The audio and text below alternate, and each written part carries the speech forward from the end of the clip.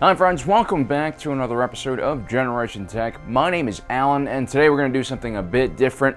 2 years ago, we did a video about all of Leia's romantic encounters, and it got 250,000 views. And whenever a video does well on YouTube, these third-party companies who are essentially bottom feeders go around looking for copyright infringement on behalf of movie studios, musicians, and other artists.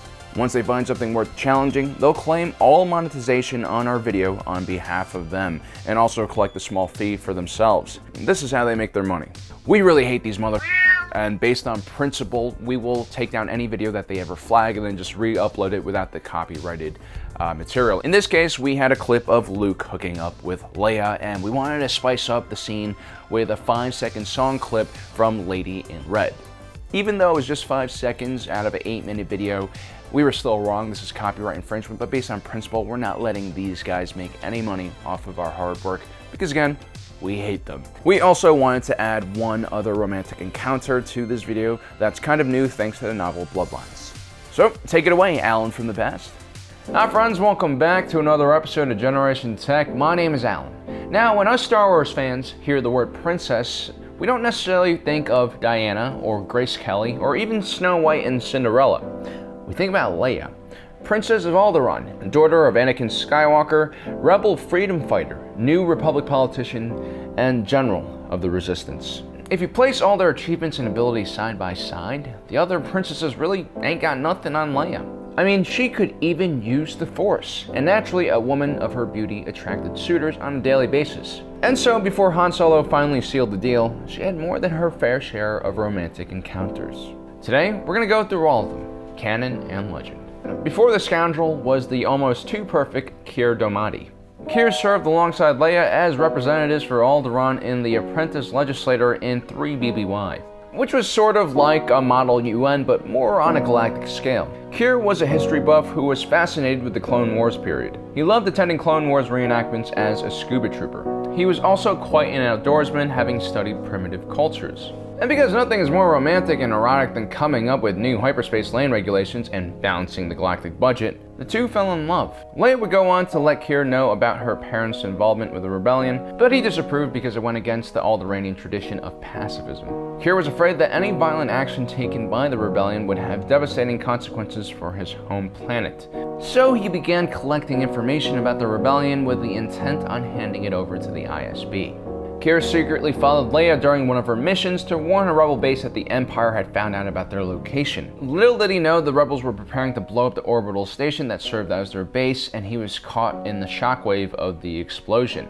Mortally wounded, Keir gave Leia a memory run containing all the information he had collected and asked her to give it to the Empire before dying. Leia, who was devastated by the loss of her first true love and had just watched him die in her arms, was like, nah, and let the memory rod stay in Keir's ship and watched it drift into a star. She would go on to lie to Keir's parents and tell them that he had saved her from a spaceship accident. And so even at the age of 16, Leia could be a cold-hearted badass for the rebellion if it needed her to be. But to be fair, she did keep a lock of Keir's hair for her memories. It's kind of weird. In Legends, Leia's first love was another royal Alderaanian called Rawl Pantir of the House of Pantir. Leia had met Rawl and her brother Heath in her early teens. One night, Rawl and Leia went for a private swim at night in the reflecting pools of Aldera. They had their first kiss together and declared their love for each other, but their relationship wouldn't last. Leia would go on to meet Rawl again in the Ryloth system a few years later after the destruction of Alderaan. She wanted Rawl and her brother to join the rebellion, but Rawl was more interested in her and preserving Alderaanian culture more than anything else. While on a stroll through a wild preserve, Rawl was bitten by a creature called a morp and died shortly after from its venom, which proves again that falling in love with Princess Leia could be hazardous to your health. Next up is Luke Skywalker. You guys didn't think I was gonna let that go, did you? Despite what he might have you think, Lucas definitely didn't plan for everything from the beginning. That includes Darth Vader, spoiler alert, being the father of Luke Skywalker, and having Luke and Leia be siblings. As a matter of fact, Gary Kurtz, producer of Empire Strikes Back, stated originally Luke's sister wasn't supposed to be introduced until Return of the Jedi. And that's why there was this awkward love triangle between Han, Leia, and her brother Luke. Thank God they never had kids together, because we all know what happens to incest babies. They usually go to the dark side. What if Luke was Kylo's father? Now, I'm not going to talk about Han and the princess because we know all about them. But what you might not have known was shortly after the events of The Empire Strikes Back, Leia was actually involved in another romantic encounter with this guy, Prince Caesar. That's right, Han gets frozen in carbonite, and just a few weeks later, Leia can't help herself and is all over this lizard guy. Although in her defense, she and Han weren't exactly an item just yet, but how does this ugly green lizard alien seduce the princess? Well, let's just say he has natural talents that Bill Cosby would kill for.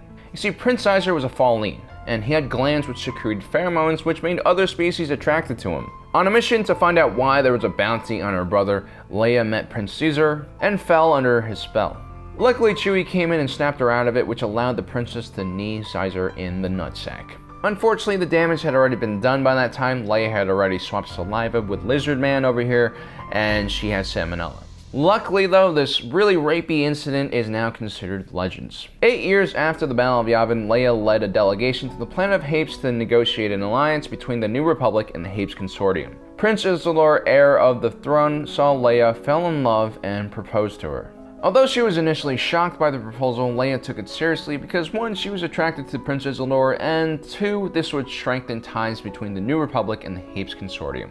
But before she could make up her mind, a jealous Han Solo kidnaps Leia and takes her to the planet Dathomir, which he had apparently won in a sabacc game. Leia, of course, was pretty upset by all this, and she was also upset that Han Solo had turned his back on the Republic once again, had become a smuggler, and was running around chasing after fortune and adventure. Han proposed to bring Leia back within a week if she didn't fall in love with him, but first she had to give him a chance.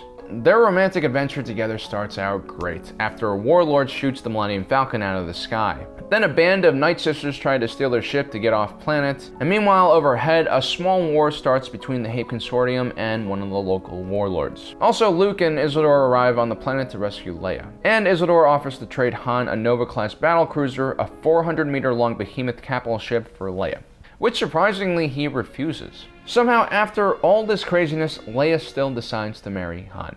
Well, at least that's how it happens, according to legends. I guess things were kind of different back in the day, as Harvey Weinstein likes to remind us. Roofie pheromones from lizard men was just something women had to deal with back then. And kidnapping, when done by the right guy, can actually be charming. And of course, incest is only wrong if you know about it. Premonitions in the Force don't count.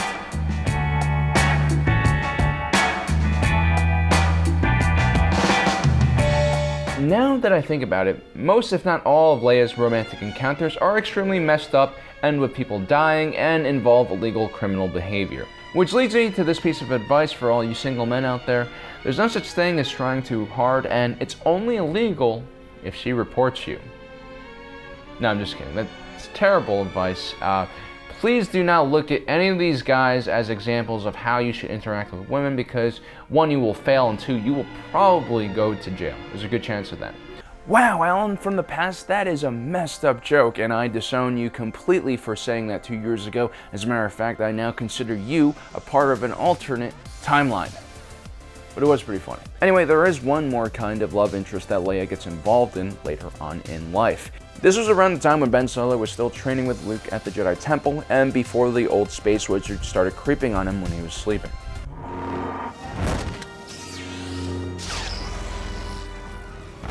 Oh my god. What if this scene is a metaphor for something worse? What if it wasn't a lightsaber that Luke pulled out of his robes? Ew. Quick, show me on the Kylo Ren ink dot where Master Luke touched you. Was it here? I will kill him. Wow. Sidetracked. Where were we? Ah, yes. This was before Ben was molested by Luke Skywalker, causing him to create the alter ego of Kylo Ren to protect his fragile reality. Han Solo was on the other side of the galaxy racing ships, while Leia was a senator in the populist faction in the New Republic Senate. During Leia's time in the Senate, she encountered a very charming and attractive senator from the opposition party known as the Centrists. His name was Ransom Casterfo. We have no idea what he looks like, so we'll just use Chris Hemsworth, who is considered by most scientists as the universal standard for manly beautifulness. Ransom had grown up on the world of Riosa, a world exploited by the Galactic Empire. Most of its citizens were gathered into work parties for the construction of the Death Star. Ransom's father was a leader of one of the work crews, but they still lived in some pretty poor conditions. During the transition from Imperial rule to the New Republic, both his parents had died due to hard labor in dangerous conditions. Luckily, Ransom had been adopted by a wealthy family and taken off-world. Ransom was a unique individual. He saw the benefits of centralized power and Imperial rule, but at the same time despised the Emperor and Darth Vader. He viewed them as irrational space wizards, which was pretty spot on. One odd hobby that Ransom had was that he liked collecting Imperial memorabilia like Stormtrooper helmets and officer cylinders, and so on. To some people in the New Republic, this was as bad as collecting Nazi memorabilia is on Earth. Yet still, he and Leia would join forces and go on several fact-finding missions in an attempt to find out what the Nikito crime cartel was up to. After the death of Jabba the Hutt, the Nikito had overthrown the Hutt gangs and taken over their territory and grown to an alarming size. Despite their ideological differences, Ransom was a kind and reasonable individual, and soon he and Leia gained some mutual respect for one another. Eventually, Ransom would sleep with Leia, and if you take the R from Ransom and add it to the A in Leia, you get Rey. Just joking, that never happened. Leia realized that there was a big age gap in between them and tried to keep things professional. After all, as charming as Ransom was, Han Solo was still her baby's daddy. The end. Well, don't forget to subscribe and hit that notification button so you don't miss out on the rest of our awesome Star Wars content. And a special thanks to all you Patreon supporters out there. With your help, we're able to inform you on things you didn't even know you wanted to know and probably now regret knowing. Thanks for joining us. If you're watching this, you are Generation Tech.